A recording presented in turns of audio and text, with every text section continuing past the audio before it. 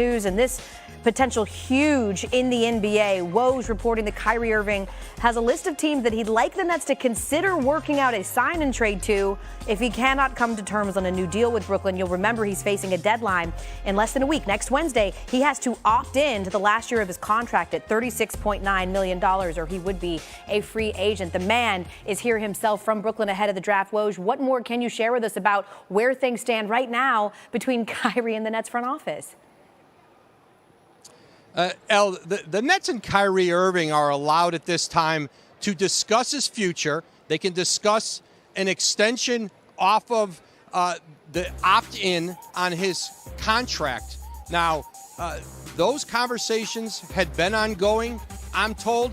And listen, Kyrie Irving has furnished a list of potential teams for the Nets to consider working on sign and trade agreements if they can't come to an agreement moving forward with the Nets. Among those teams on Kyrie Irving's list, the Lakers, Clippers, Nets, Knicks, Miami Heat, Dallas Mavericks, and the Sixers. Now, not all of those teams are necessarily interested in Kyrie Irving. And so this is a negotiation. The Nets have wanted to do a short-term contract with Kyrie Irving. Kyrie Irving, of course, wants a long-term max contract to return to stay in Brooklyn, and he's got until the middle of next week to decide on whether he'd opt in on that $36 million plus on his contract or opt out and become a free agent. And one real threat, if he opts out and he's willing to take significantly less money, is to sign a mid-level exception, likely with the Lakers, and that certainly looms. That looms for the Nets if he opts out. That is a way that they would lose him. Okay, let's address the elephant in the room, because I think that some of our colleagues would say the only reason they're not washing their hands of someone who's played in less than 50% of the Nets games since he's been there is because of Kevin Durant. So what does this news today mean for Kevin Durant and his relationship with the Nets? I'm told that Kevin Durant has not told the Nets that if Kyrie Irving leaves, that means he's going to ask for a trade. What Kevin Durant wants to know, I think like any other star of his stature, that if Kyrie Irving does walk, if he took that, let's say, the mid-level exception with the Lakers, what would a reconfigured Nets team look like? How would they try to reshape the roster so that the Nets would be able to return, in the near term and have a championship contender? And those will certainly be the questions that Kevin Durant is going to have for the Nets. That's a conversation that I believe they've had. You're always having that conversation with your best player. But I'm told again that Durant has not told the Nets that if Kyrie Irving leaves, that means he's going to ask for a trade. He's got 4 years left on his contract. Certainly, signed that extension last year.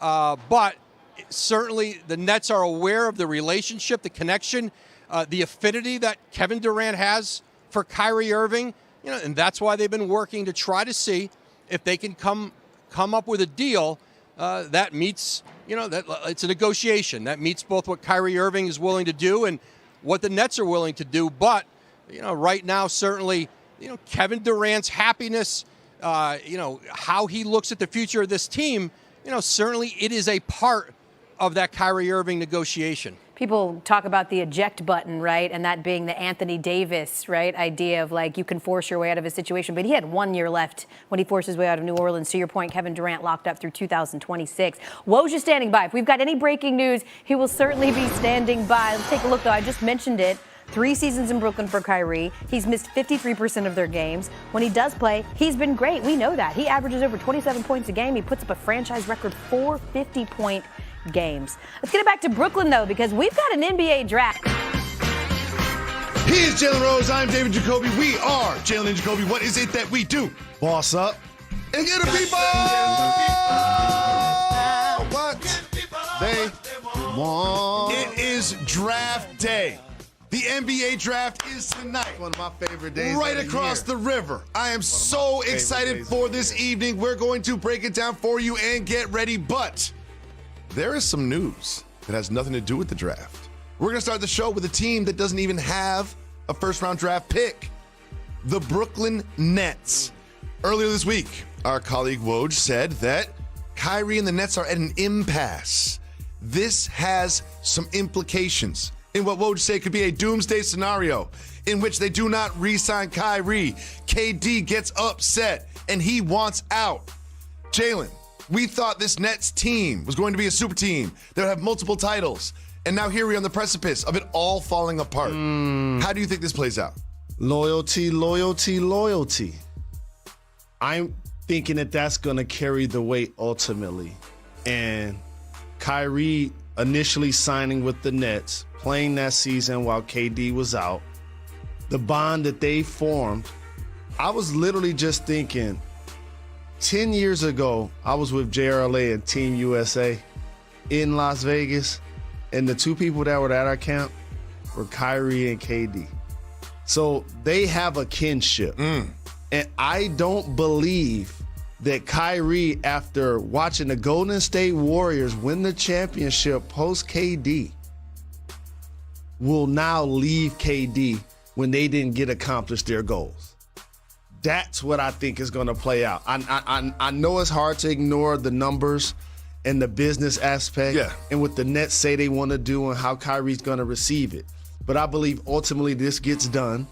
And this is the time of year when your team didn't reach its goals to do and say less. And when you're an all-time great like KD, a future Hall of Famer like Kyrie, it's going to be beautiful to watch how they respond to all of this together. They had James Harden. He got traded away. They acquired Ben Simmons. How did he pass a physical? He didn't play. He got surgery. Last year was an anomaly in a lot of ways. Kyrie didn't get vaccinated, missed the half of the season. The last 3 years have been suppressed. You feel it and I feel it, because guess what? When they working, we really working too. Look at this. You gonna start the show with Kyrie and I got all of this draft stuff? Like we working, right? You just took out a chunk of the Amazon rainforest. Exactly. And so what happens in a situation like with Kyrie is they know that they got to show and prove together on the floor. Ain't no way around that.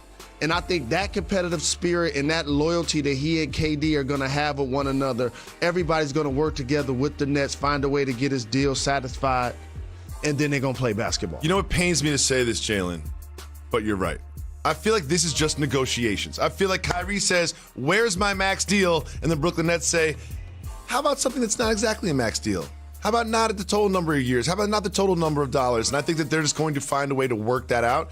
Kyrie, KD, Ben Simmons, if healthy, hopefully healthy, start the season with the Nets. Loyalty. And let's not forget, before injuries, the Nets were on top of the Eastern Conference last year. Yeah, they were. And I know when they also lost 11 straight games. They did. But also, I know when I use that word, people are going to look at the history of both of those guys and say, okay, KD left OKC. He left the Warriors. Kyrie left playing with LeBron. He left running with the Celtics. To me, that's what makes this different. Because when you're that dynamic at basketball like those three guys, ain't really no more running to do. Now you got to fight. You see what I'm saying? They got a squad. They're going to have support. They're going to have a full season together, not a compressed season. That's what I mean. We've had 3 NBA champions in 20 months. So when people tell me they like the games played the last 3 years, I think about my schedule the last 3 years. I'm like, it was a pandemic. They was in the bubble. You know what I'm saying? Like, the schedule got compressed. The draft was in late July. Like, now we're going to get back to an NBA calendar, and I think it's going to help the body clocks of the players. I think it's going to keep the injuries down. Look how many injuries that have taken place the last couple of years. How's it affected the playoffs? How's it affected multiple teams? So I think his loyalty to KD weighs out. He ends up staying in Brooklyn. We will see how this plays out. Now, Jalen Rose, we're about to see how the draft is going to play out. And there's been so much focus on these top 3 picks. Orlando, OKC, Houston. The common consensus right now, it goes Jabari, Chet, Paolo. But which one of these teams needs the most impact from one of those 3 players? So this is something I'll say on J&J that I'm not going to say tonight at the draft. I love getting the exclusive. Because tonight at the draft is a celebration of, what these players and their families accomplished, and the projections and the attitude and the feelings should all be positive. But what I will say is this